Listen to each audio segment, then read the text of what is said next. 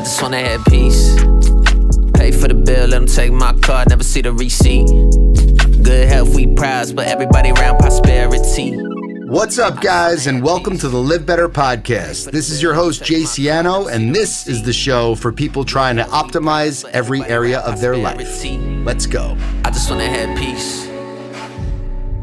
All right, guys, so welcome to another episode of the LivBtr Podcast. Today I have my friend Corene Phelps, who's a former D1 athlete and someone who traded in a career in luxury real estate to go all in on personal development, entrepreneurship, investing. Needless to say, we're super aligned. Corene spends a lot of her time focusing on helping other people with overall wellness, focusing on breath work, obviously fitness, and many other things. We dive into several topics that I love expressing, like alcohol, HRV, the impact alcohol has on HRV, just general things that I'm really trying to think about more myself. And the LivBtr Podcast for me is a tool for me to extract other things from people that are further along than me on their journey and that I can learn from. So I know you guys are going to really learn a lot from this episode. So welcome to the LivBtr Podcast. Corene, I'm really excited to have you as a guest and can't wait to get to know you better. I am equally as excited, and I can't wait to dive in and, I don't know, see where this goes. Right? That's the beauty of this stuff. So I've been following you on social and I'm very intrigued. So you are a former D1 athlete and you had a career in luxury real estate, which we could talk a lot about. And you basically transitioned to becoming an entrepreneur, starting your own business. And I'm not even going to try to explain what you're currently doing because I want you to do that for me. So why don't you tell the audience exactly what it is that you do, and then we'll kind of back it up and see how you got here. Yeah, so I work with high performers, high achievers, a lot of CEOs and founders. And what I do is I coach on the nervous system level. I help you perform at a higher level based on the status of your nervous system, which ends up helping you make more money, perform better, feel better, live better. And this all sort of was an evolution of 15 years in the fitness industry, teaching, coaching, yoga, Pilates, personal training, nutrition. And it sort of evolved into this because I found that I was always working with, whether it was professional athletes or high achievers, and most of the blocks and stumbling, like obstacles that they were facing were never physical. Well, physical, but not in the way that we're talking about when you think of like moving your body physical. So, I mean, now I feel like we're even more aligned. So you have a fitness, real estate background and you work with high performers. It makes sense that we're talking. So lots of questions. I'm really intrigued because I consider myself a high performer and I am always looking to unlock cheat codes to perform better. And so explain the nervous system thing because it's foreign to me. And I'm sure that as you explain it, it won't be so foreign. Well, it's not as foreign to you as you think it is because I see you in the ice bath. I see you in the sauna, and those things are actually expanding your nervous system. And your nervous system has this like physical component. It controls your heartbeat, your heart rate, lots of different things in that regard.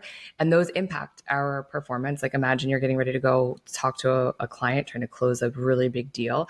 And if your heart rate and heartbeat are kind of out of control, your client is going to pick up on that. And sometimes that builds a lack of trust. So that's one place that's really important and we work on. But also your nervous system is part of your subconscious mind. And so inside of our subconscious mind is this operating system that really drives what we do, how we show up, what we think, what we feel, all of the things. And a lot of times the things that stand in our way are in that place. And so between the physicality piece and upgrading that operating system, when you get those things in alignment, you really are unstoppable. So what sport did you play in college? Soccer. And tell me a little bit about your background in real estate. And then we'll come back to the nervous system because I have lots of questions there. And I feel like I'm almost like, working on these things haphazardly on my own. And I'd love to, understand exactly how you help people kind of do the things that I'm looking to achieve myself. but take us Yeah. into the real estate world. Well, so I graduated from college as a single mom. So it took me a little bit longer. I had my daughter in college, which kind of deviated my sports career and a lot of different things. And I graduated with a nutrition degree, but Best gift I ever, ended by up the way, obviously, right? Our children are what we do it all for. So absolutely. She was a gift. She probably saved my life, right? Drove me to be a hard worker, took my work ethic to a whole nother level. Probably part of the reason why I needed to learn about my nervous system too. And we always teach what we need to learn. So I was thrust into the real estate industry in my very early 20s. I was 22 years old. The market was hot as all get out. And I had no clue what I was doing in an extreme luxury market. I'm from the Washington, D.C. area, and I was in for a minute before the tank, before everything fell apart. And I was young and I was naive and I was doing really, really well for a while. But I also had a lot of things to learn. And what I think at that era of my life, I was just not made of what you need to be made of to be in that industry. There are actually moments now where I'm like, I probably should dive back in because I would be wicked good at it now. yeah, it's great. Yeah. But when I was in my 20s, I had this like naive sort of idea of just like, you can trust everything that everybody says and that, yes. Yeah, it's funny because I always say that I have such a love-hate relationship with the real estate industry. And, I started in real estate, not residential, commercial, but I started right after losing my mother to cancer.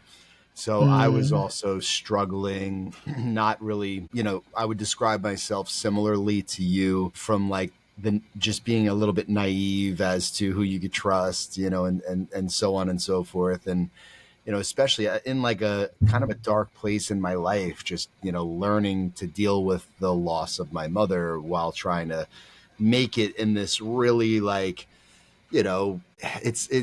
commercial real estate, especially in New York, is the type of business that people don't even necessarily stab you in the back. They stab you in the front. So it's like, and New York's a different animal in general, and I've over the 23 years that I'm in real estate, I've definitely built these tools to, better understand how to, work with folks that don't necessarily have your best interest and navigate that. And that's, life experience, maturity, but all, developing resilience, all those things. So I think you could absolutely crush real estate now with all of the life skills that you have.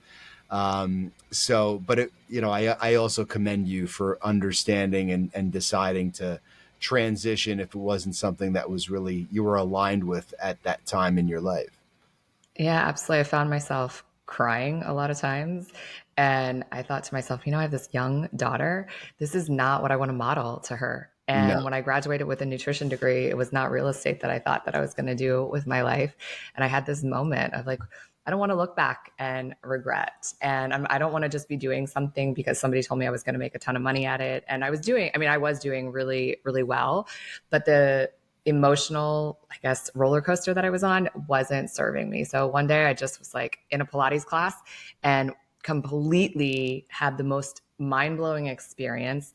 I was already working out all of the time, but in this Pilates studio, I was like, wow, I'm pretty much getting accomplished in one session it was taking me multiple sessions in the gym to achieve. And I felt so good. And I thought, you know what? This is what I'm going to do. I did some math on what I thought what the girl was making. And I just burned my real estate career instantly to the ground because I was like, I don't want to have the draw to just go back. Like I wanted to go all in. And the only way I knew how to do that was just to like burn the bridges.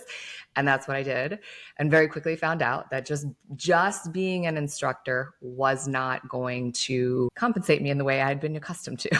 Sure. I can understand that as well. Representing Solid Core, a DC based company. So what company was it that you were teaching for or coaching? I started just at a small independent, and then I quickly went over. I opened the Equinox, the first Equinox in the Washington, D.C. area. Nice. I taught there for a little while, and then went on very quickly to open my own brick and mortar studio, which I ran for about 3 years with a business partner. Found out that I've never been married, and this was I get to talk this up to my bad marriage, right? The divorce that I get to put under my belt, and then moved my business home from there.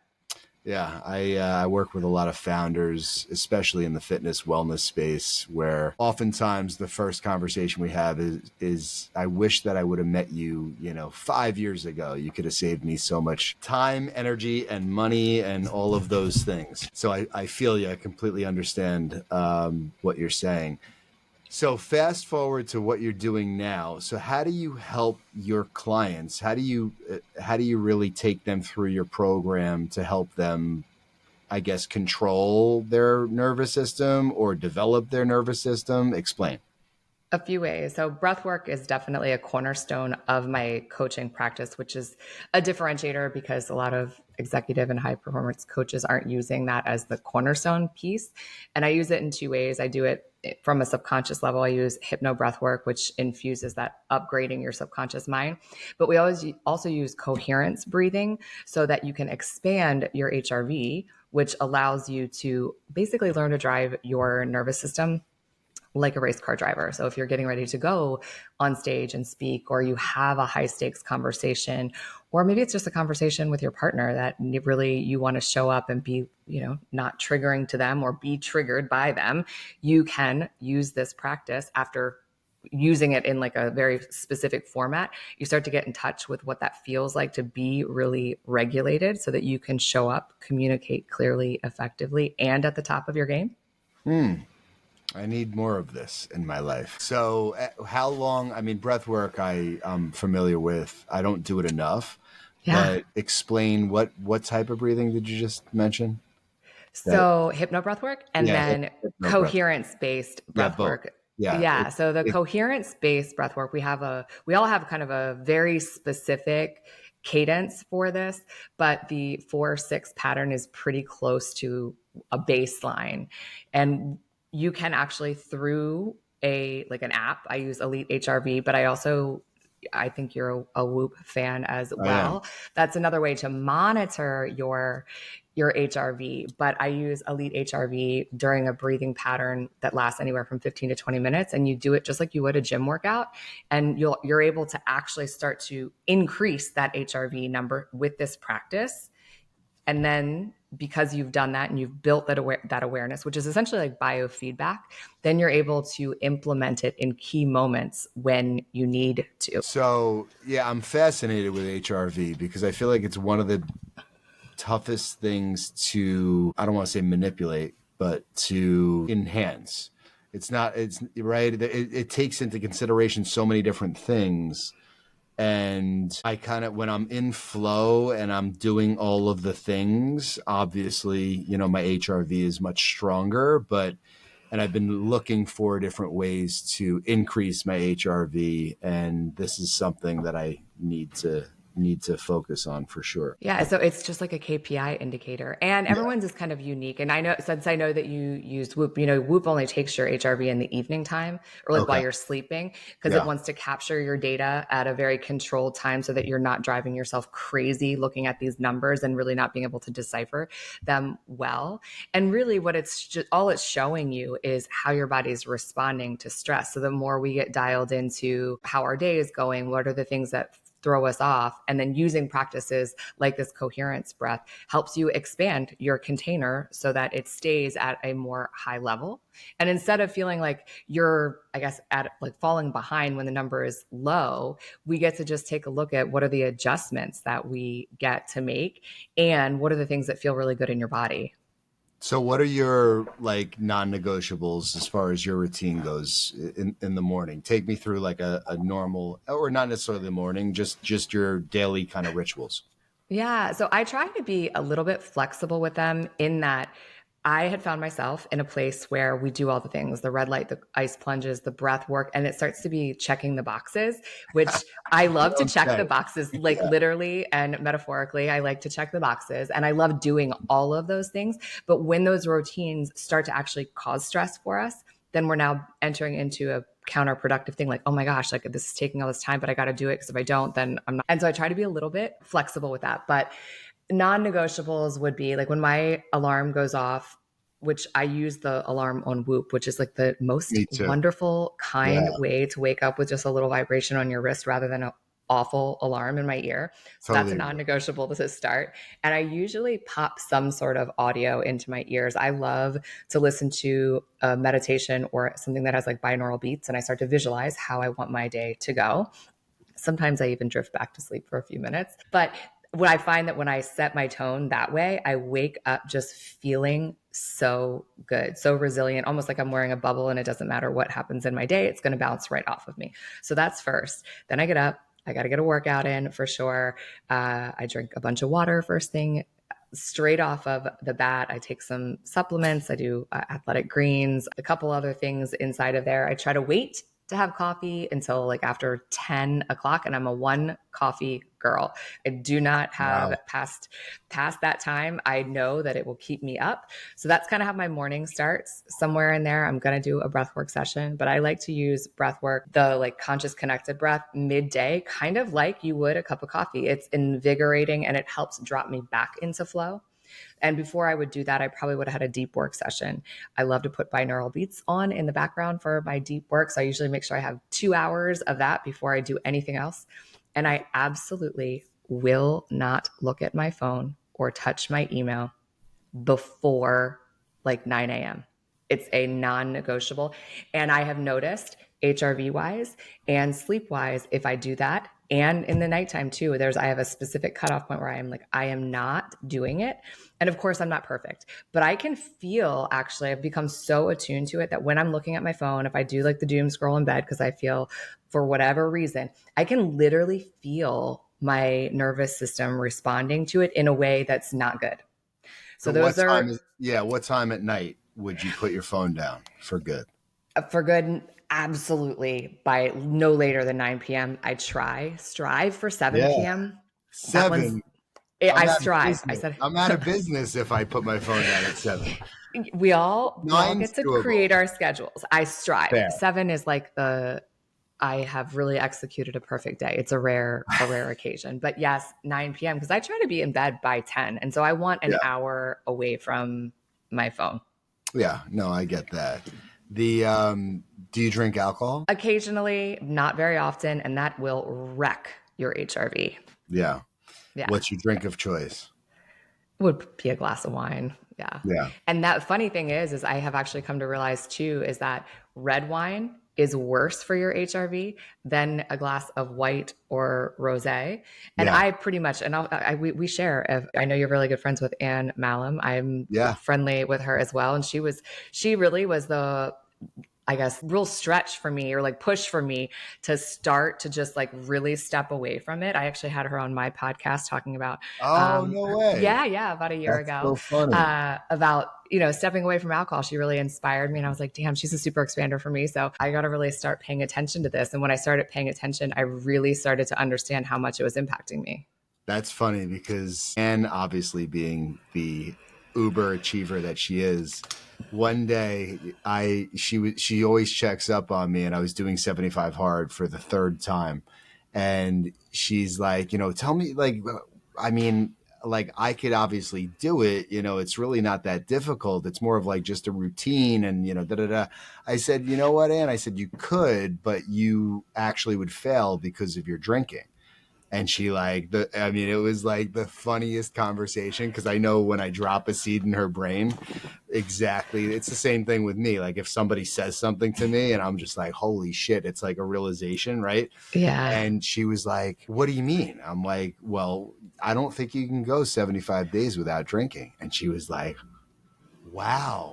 I just don't want to right now, like totally, like, I'm like, okay, I just, listen, I think you'd have a tough time with it. And boom, that sparked exactly what she went into from there, the 90-day alcohol-free challenge. Yeah. So it was funny. It was literally like, that was the spark for her to do that. And we're always talking about like just all the things, but alcohol has always been this like underlying life hack where, the less you consume. I'm not against alcohol. I mean, I drank for a long time, probably, problematically on some level, but I wouldn't call it didn't like ruin my life. I was just having maybe too good of a time at times. But when I removed it entirely, it's been the biggest cheat code in life for me. I would agree. I think that it's like it's like mediocre juice is kind of when I think of it, right? If you're Yeah. not on the side of like, it's a problem for you and really Yeah. wrecking your life, then what it does is it just keeps you running at a mediocre level, like just not hitting what you are capable of, and you don't even see it. Mediocre juice is so funny. Like that is so true. Yeah. And that's probably how, by the way, how I first saw you. Like if I stopped to really think hard about it, that it was definitely through Anne. That's funny and not surprising at the same time. I'm actually marrying Anne and her husband in 2.5 weeks. That's oh my gosh, that's so exciting. Yeah. I need this nervous system thing, I need this breathing technique quickly. That's going to be a fun one. Oh my God, that's amazing. Yeah. What's your definition of success? Actually, I think that part of that definition, you had a post up on Instagram today, and it's making a living. I think that is a true definition of a success. So if you are, for me, the idea is to be able to do all of the things that I am deeply fascinated at, and maybe not all of them being good. I'm not really great at them yet, but be able to go all in on them and build my skills at them at the same time as sharing that with other people, inspiring them, and making a hell of a lot of money doing it. Yeah, no, I love that. When I was like, that just came to me in a moment over the weekend where it's like, that's the ultimate. I agree with you. I just feel like if you're able to make a good living, like you've won, like you've figured out the game. Yeah, you have cracked the code of life. Because I think if you're doing that, what's happening too is you're creating a massive impact. And when we are adopting habits that are in the realm of a high achiever, high performance, in the health and wellness realm, I just think that you're doing such a great service to the world as a whole that if you can be compensated for that, then that's where it's at. What is the name of your company? It's Corene Phelps Coaching and Consulting. Okay. Yeah. But you use Super Connector I've seen. So I have a podcast, Super Expander. Podcast. Okay. Yeah. Super Expander? Super Expander. Yeah. Yeah, that's great. And so how can people discover you and actually become a member and get coached by you? Yes. Well, come over, listen to the podcast. I feel like we should have you on and have a whole nother conversation over there. Would love and then that. they can come check you out and listen. Would love that. It's so fun to switch roles and be the person who gets to answer the questions. For so sure. Check out the Super Expander podcast. I have a breathwork membership, which has all sorts of different tools and things inside. That's called Cultivate, which is, the idea behind that is we're always cultivating our next level. Yeah. And then of course I'm on Instagram, I'm on LinkedIn, pretty much any social media platform. I'm there. You can find me, come say hi. I love to have conversations in the DMs. That's awesome. How did you initially transition into coaching? Like what was the inspiration and how do you get started doing that? I'm just curious. Wow. So in, Pilates, yoga, when I was doing that, I was already doing a form of actually nervous system regulation coaching already in that. Right. And I realized that later. And so I was using my coaching skills there. But when COVID hit, I started to just feel like, this is a crazy story. I'm never sure if I've ever told this one on the air or not. But yes, let's go. I had a moment where I was like running between all the places. I hit burnout like crazy. During COVID, I actually was busier than I had ever been. I didn't let it stop me at all. My business was growing. And so I was running late for an appointment.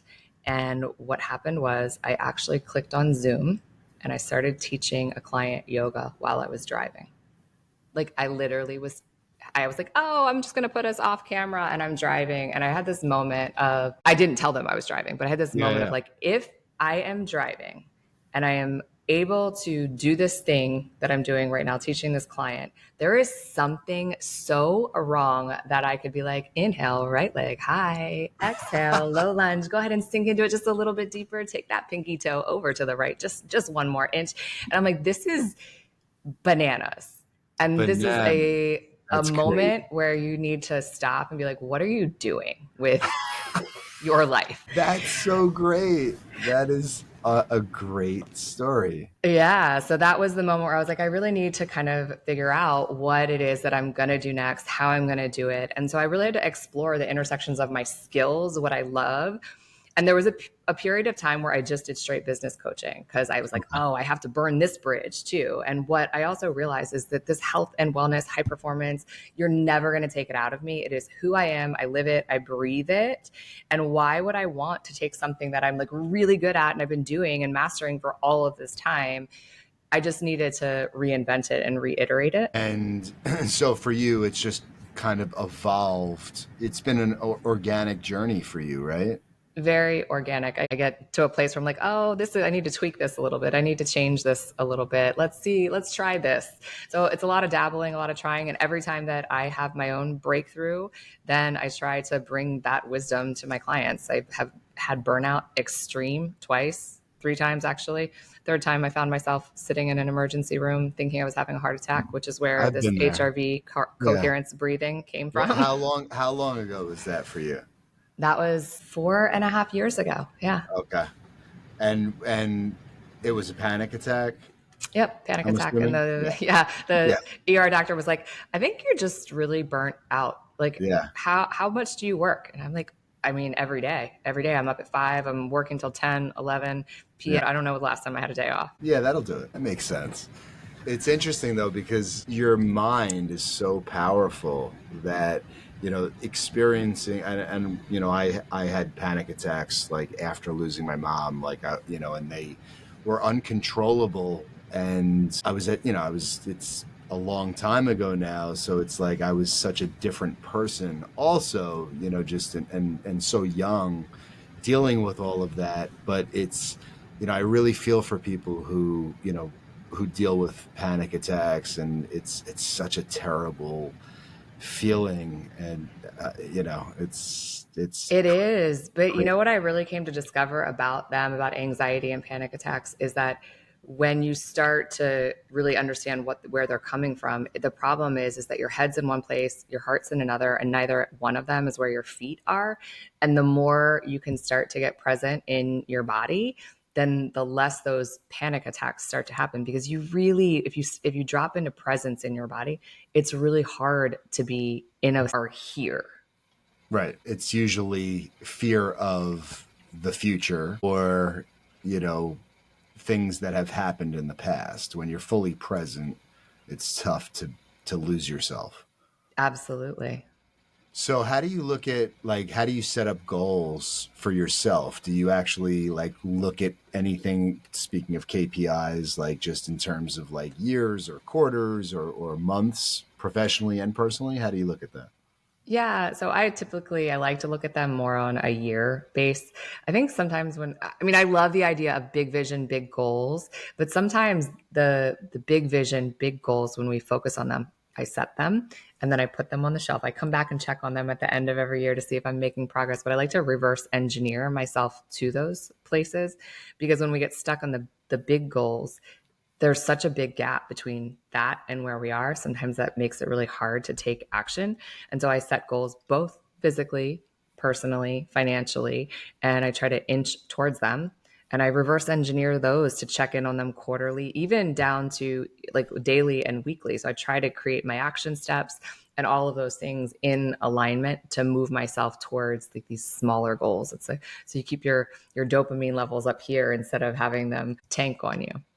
Is there, do you believe in the concept of setting goals really, really high, essentially? So in the event you don't achieve them, you still achieved a lot? Or do you like to make them more maybe realistic? Oh, no, I definitely believe in setting big, huge, blow your own mind kind of goals, things that you are is that really even ever going to happen? And then using visualization to start to really let your body believe that it's possible. And then setting the smaller goals that are based on those.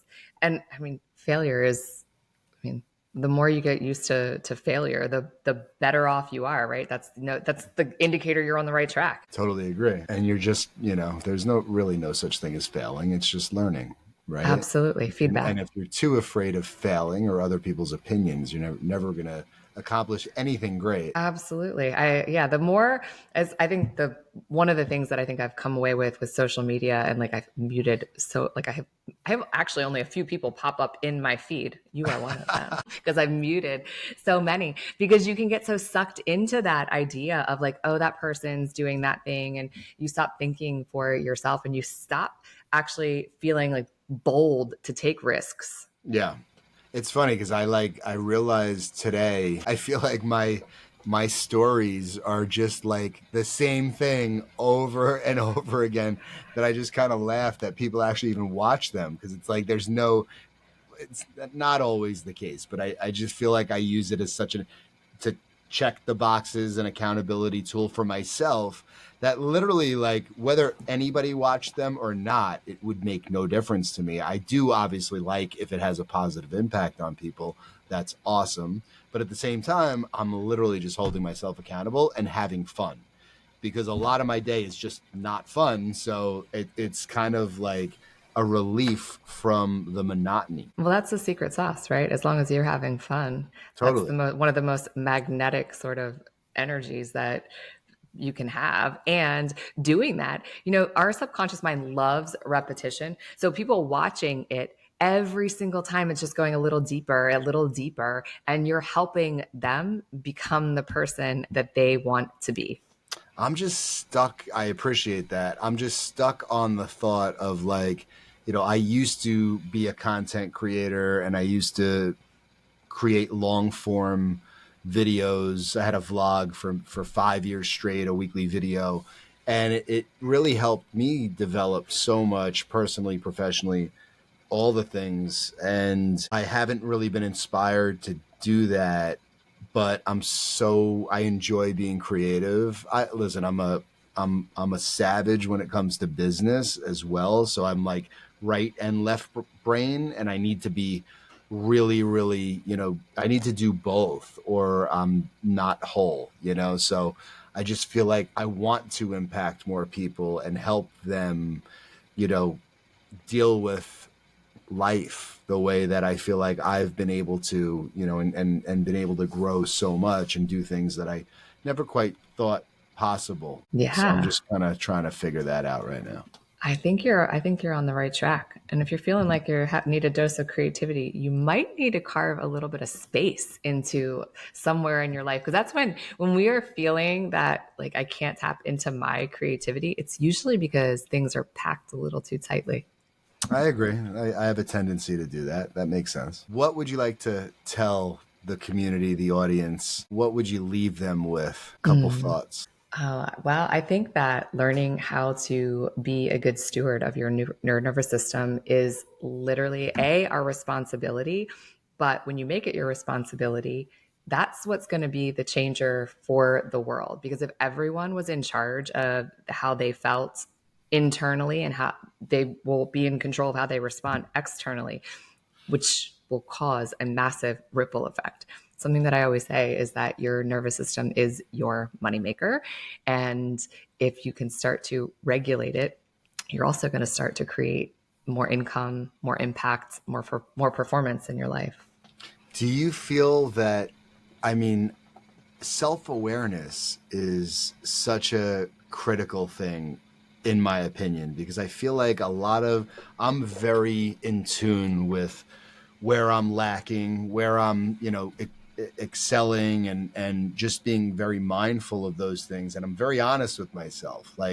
And I think a lot of people in my experience either, are some way and they don't necessarily realize they are. And how do you help people? How do you help somebody who, thinks they're doing all the right things, but is still dealing with anxiety? You know what I mean? I just feel like so many people don't realize how difficult it is to truly do that work every day and make it a priority, and how much you really have to sacrifice and do the hard things rather than take the easy way out. That's how you build the confidence, and how everything, really gets better in your life. But I don't know that everybody even cares to do that. They'd rather just drink alcohol, sit on a couch, and numb themselves from their current reality. And I was that way once too. That's why I'm I'm saying it because until I woke up and wanted to change myself, no matter who I spoke to, if it didn't like resonate with me and I didn't really want to make the changes myself, I guess it's almost like I was unhelpable at that place in my life. Yeah, I think the only thing that you can do, right? You can never change someone until, well, you can never change someone. They have to Yeah. desire and become aware. And so it's consistent conversation and just being really empathetic and open and having the door open. What I love about using breath work is it's an experiential thing. So when you experience it, I don't have to tell you. And Right. telling someone is rarely effective anyways. So if Yeah. I can have a conversation with you and build enough trust to invite you into my world, to have an experience with me in terms of breath work, I promise you, you're going to feel something. And I promise you, there will be a seed that may not, it'll be planted and it may not happen to bloom or sprout immediately, but there will be a point in time that it'll sprout. And I don't need I guess the myself that planted it. I just know that this is a thing that will happen. I love that. So for the people listening that actually want to experience that, how do they? How do they get in touch with you to coordinate that? Oh, they should just come say hi to me on Instagram and say that they want to. Or That is if they're in New York City, then they should come take a class at the Remedy Place. I'm there on Saturday mornings at 11:15. You should come take a class. Yeah, I love that. I have to come, by I the would way. love for you to come. I know. I need to make that happen. I'm actually sometimes doing them at Solid Core in Dumbo. We do a combo. I wind down and do a breath work at the end. Amazing. Yeah, weekends are tough if I have kids' sports are like my entire weekend now. I know they are. When you have little ones, that's Yeah, how it is. that is how it is, but we have to make that happen. So, listen, this has been an absolute pleasure, and I would love to do it again on the flip. So, we're going to have to make that happen. We are going to have to make that happen. For sure. Well, thank you so much. It's so nice to actually finally have a conversation with you. And I learned a lot today. I think everyone else did as well. So thank you for your time. Thank you for having me. It's been an absolute pleasure, a joy, and I can't wait to have you on the Super Expander. Let's do it.